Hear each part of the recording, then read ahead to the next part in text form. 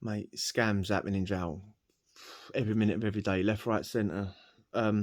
Yeah, if you ain't got your wits about you, someone along the line will take something or everything you got. Yeah, scams happen all the time. I mean, for instance, I've heard of people getting an apple pip, an apple seed out of an apple core, obviously, peeling the brown skin off, so it's like a white pebble. Yeah, you've got a little white pebble in your hand. What do you think that looks like?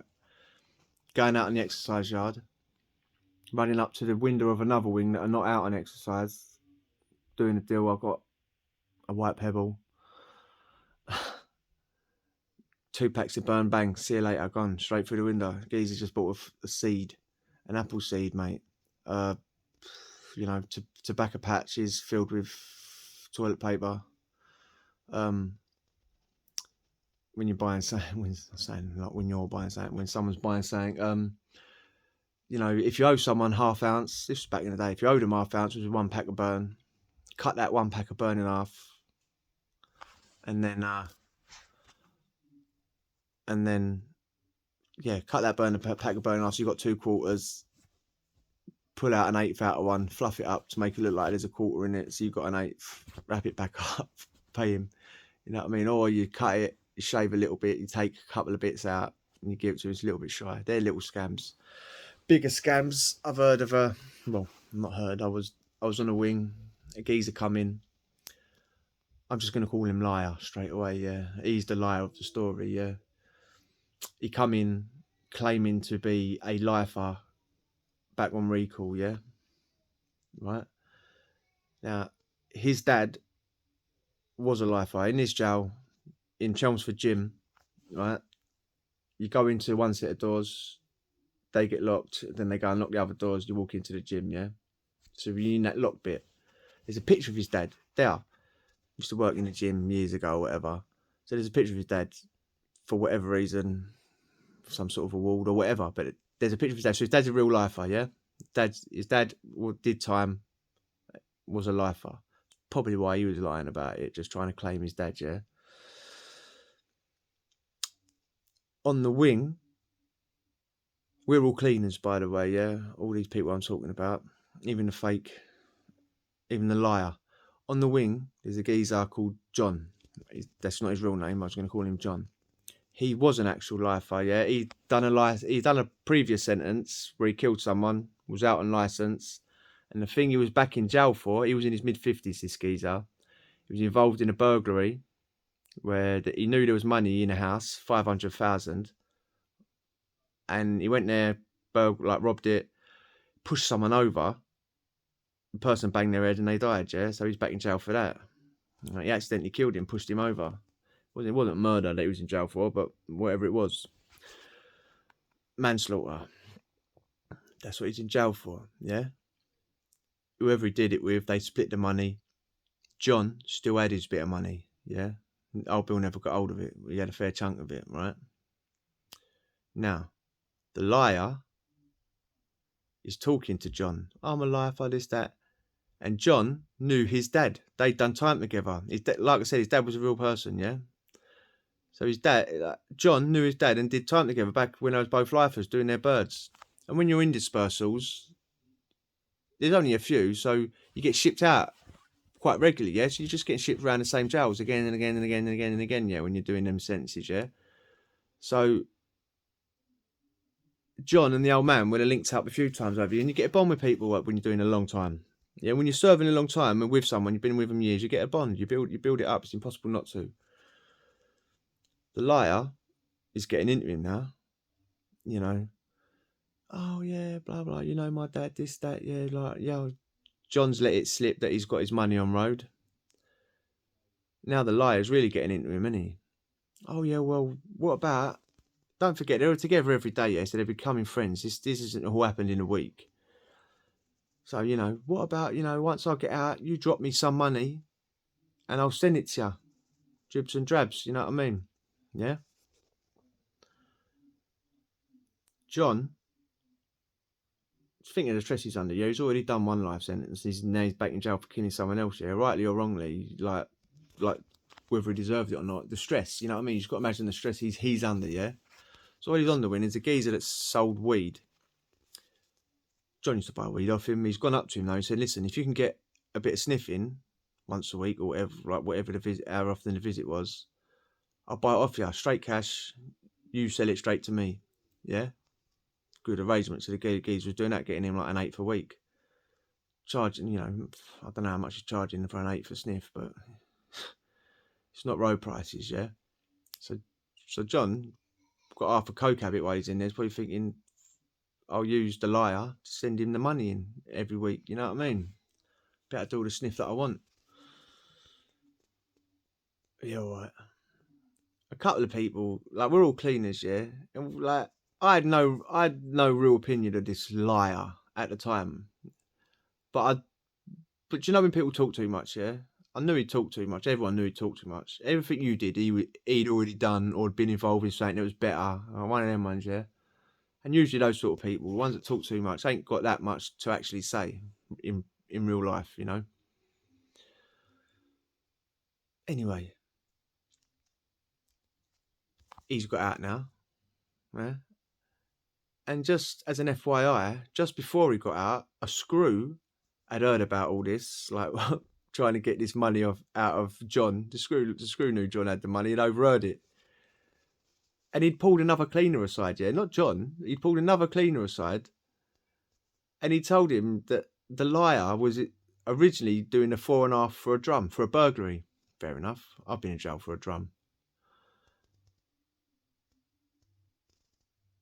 Right, but so he's doing a 4.5 for a burglary, and he was back on recall for that. Yeah, done a 4.5 for a burglary, and he's on recall now for that. Yeah, the cleaner didn't say nothing, and a screw, that was as far as the screw went. He never spoke about it again ever.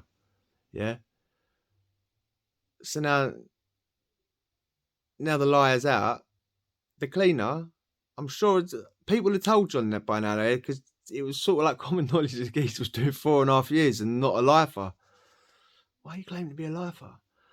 And yeah, John just weren't having a bar of it. He did not believe it. He believed Matey, the liar, probably because of his dad. He knew his dad. He knew his dad was a lifer. Why would he lie? He got hold of the $5,000. 1 week turned it into 2, 2 weeks turned it into a month turned it into 2 months. Got that money yet, John? Got anything?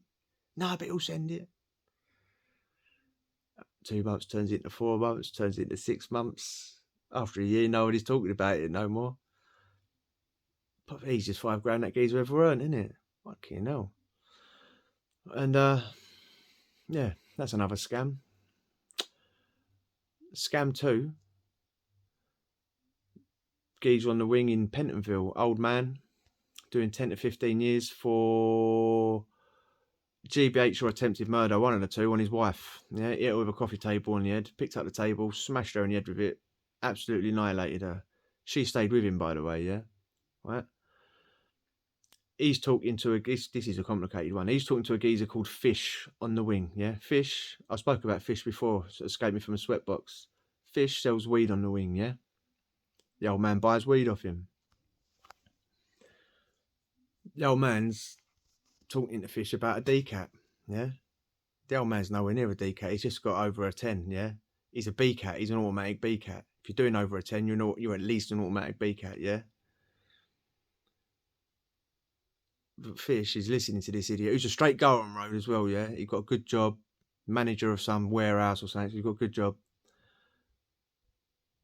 And he's just throwing hooks out there, seeing what this geezer bites on, isn't he? Oh, yeah, well, you want a decat? I might be able to sell you a decat for dodgy screw, like it works in Pentonville. Oh, yeah.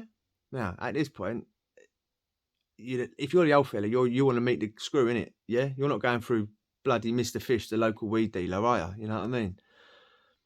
Oh, yeah. All right, the only screws don't want to talk to you, though. He won't talk to you. He only goes through certain people that he knows, yeah? Blah, blah, blah. This geezer's buying it, mate. This geezer wants a decat. Fish is going to him, listen. Right, I might as well just say quick. Fish has got his wife's number because the wife is the one that does the money, is the one that does the transactions with the weed, yeah? So when the geezer buys weed, Fish phones up the wife. He got the thing in his cell. The wife does it all like that, yeah? So Fish has got the wife's number. Wife's got Fish's number. Eventually, this goes on. This is Fish working this geezer for weeks and weeks. Eventually, when you talk to your wife on a visit or whatever, tell her about what's going on. If you're going to buy a decat, and tell her when I phone on the blower, on the thing, that everything's cushy. Yeah, do what I say. Yeah, no problem. He's told her now. Now Fish is going to him. The only thing is, you can never mention this on the phone again. Now you can never talk on the blue phones, the wing phones. Yeah, never ever talk on them. Blah blah blah blah blah. And he's got people watching him every soch, making sure that when he talks on the phone, he ain't talking about this decat that he wants to buy. Yeah. I don't know how they come to this number. £8,000. Yeah, £8,000. That's what the screw wants. The screw. Yeah.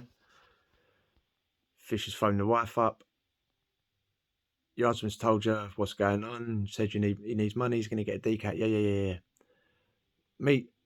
Now Fish has sent this woman to meet his bird in Surrey, in a car park in Surrey, with a brown paper bag, basically, with £8,000 in. Paid it. Gone their separate ways.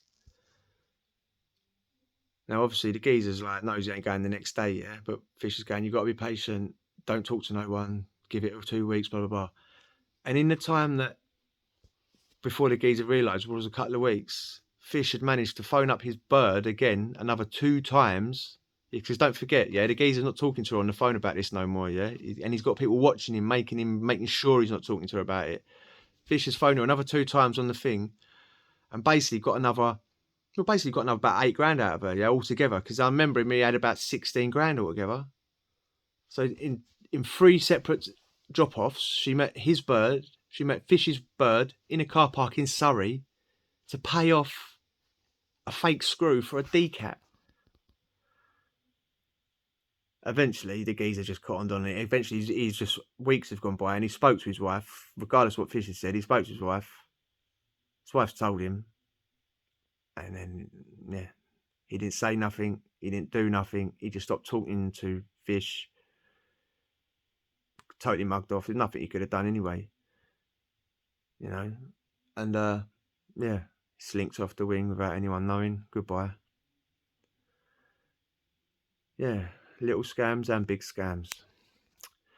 If you enjoyed that, hit the subscribe, and I'll chat to you tomorrow.